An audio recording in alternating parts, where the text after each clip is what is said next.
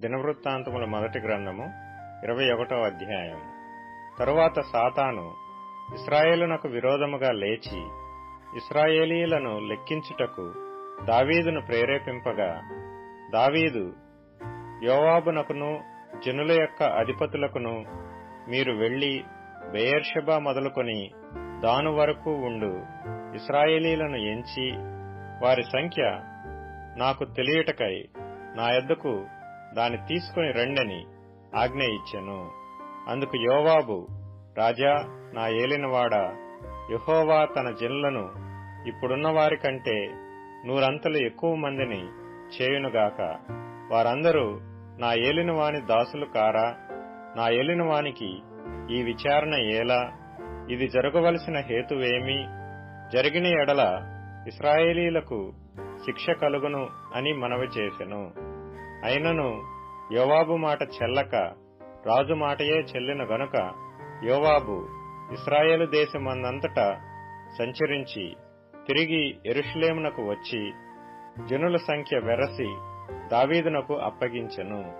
ఇశ్రాయేలీలందరిలో కత్తిదూయువారు 11 లక్షల మందియు, యూదావారిలో కత్తిదూయువారు 4,70,000 మందియు సంఖ్యకు వచ్చిరి.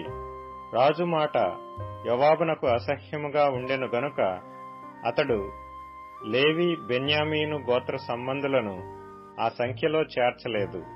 ఈ కార్యము దేవుని దృష్టికి ప్రతికూలమగుట చేత ఆయన ఇశ్రాయేలీయులను బాధపెట్టెను. దావీదు, నేను ఈ కార్యము చేసి అధిక పాపము తెచ్చుకొంటిని, నేను మిక్కిలి అవివేకముగా ప్రవర్తించితిని. ఇప్పుడు నీ దాసుని దోషము పరిహరించుమని దేవునితో మొర్రపెట్టగా, యెహోవా దావీదునకు దర్శకుడగు గాదుతో ఈలాగు సెలవిచ్చెను, నీవు వెళ్లి దావీదుతో ఇట్లనము, యెహోవా సెలవిచ్చినదేమనగా, 3 విషయములు నేను నీ ఎదుట నుంచుచున్నాను. వాటిలో ఒకదానిని నీవు కోరుకొనిన ఎడల దాని నీకు చేయుదును. కావున గాదు దావీదునొద్దకు వచ్చి ఇట్లనెను, 3 ఏండ్ల పాటు కరువు కలుగుట, 3 నెలల పాటు నీ శత్రువులు కత్తిదూసి నిన్ను తరుమగా నీవు వారి ఎదుట నిలవలేక నశించిపోవుట, 3 దినముల పాటు దేశమందు యెహోవా కత్తి అనగా తెగులు నిలుచుట చేత యెహోవా దూత ఇశ్రాయేలీయుల దేశమంతటా నాశనము కలుగజేయుట అను వీటిలో ఒకదానిని నీవు కోరుకొనుమని యెహోవా సెలవిచ్చుచున్నాడు. కావున నన్ను పంపిన వానికి నేను ఏమి ప్రత్యుత్తరం ఇయ్యవలనో దాని యోచించుము. అందుకు దావీదు, నేను మిక్కిలి ఇరుకులో చిక్కియున్నాను. యెహోవా మహాకృపగలవాడు. నేను మనుషుల చేతిలో పడక ఆయన చేతిలోనే పడుదునుగాక అని గాదుతో అనెను. కావున యెహోవా ఇశ్రాయేలీల మీదికి తెగులు పంపగా ఇశ్రాయేలీలలో 70,000 మంది చచ్చిరి. యెరూషలేమును నాశనము చేయుటకై దేవుడు ఒక దూతను పంపెను. అతడు నాశనము చేయబోచుండగా యెహోవా చూచి ఆ చేటు విషయమై సంతాపముంది నాశనము చేయు దూతతో, చాలును, ఇప్పుడు నీ చెయ్యి ఆపుమని సెలవీయగా, ఆ దూత యెబూసీయుడైన ఒర్నాను కళ్ళము నొద్ద నిలిచెను. దావీదు కన్నులెత్తి చూడగా భూమి ఆకాశముల మధ్యను నిలుచుచు వరదీసిన కత్తి చేత పట్టుకొని దానిని యెరూషలేము మీద చాపిన యెహోవా దూత కనబడెను. అప్పుడు దావీదును పెద్దలను గోనె పట్టలు కప్పుకొనిన వారై సాష్టాంగపడగా, దావీదు, జనులను ఎంచుమని ఆజ్ఞ ఇచ్చిన వాడను నేనే గదా, పాపము చేసి చెడుతనము జరిగించిన వాడను నేనే గదా, గొర్రెల వంటి వారగు వీరేమి చేసిరి?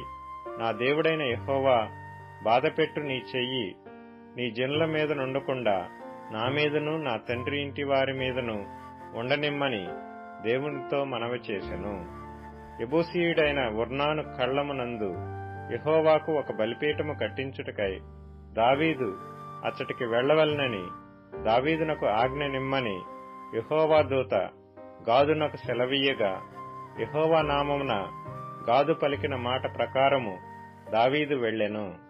ఒర్నాను అప్పుడు గోధుమలను నూర్చుచుండెను. అతడు వెనుకకు తిరిగి దూతను చూచినప్పుడు అతడును అతనితో కూడానున్న అతని 4 కుమారులను దాగుకొనిరి. దావీదు ఒర్నాను నొద్దకు వచ్చినప్పుడు ఒర్నాను దావీదును చూచి కళ్ళములో నుండి వెలుపలికి వచ్చి తల నేలమట్టుకు వంచి దావీదుకు నమస్కారము చేసెను.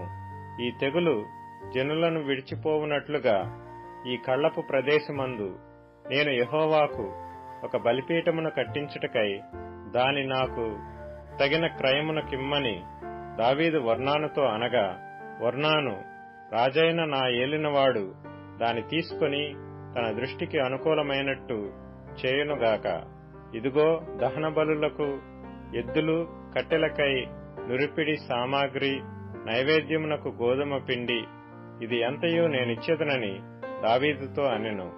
రాజైన దావీదు, అట్లు కాదు, నేను నీ సొత్తును ఊరక తీసుకొని యెహోవాకు దహన బలులను అర్పించను.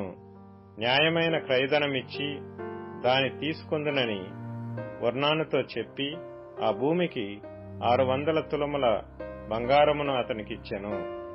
పిమ్మట దావీదు యెహోవాకు అచ్చట ఒక బలిపీఠమును కట్టించి దహన బలులను సమాధాన బలులను అర్పించి యెహోవాకు మొర్రపెట్టగా ఆయన ఆకాశములో నుండి దహన బలిపీఠము మీదికి అగ్ని వలన అతనికి ప్రత్యుత్తరమిచ్చెను.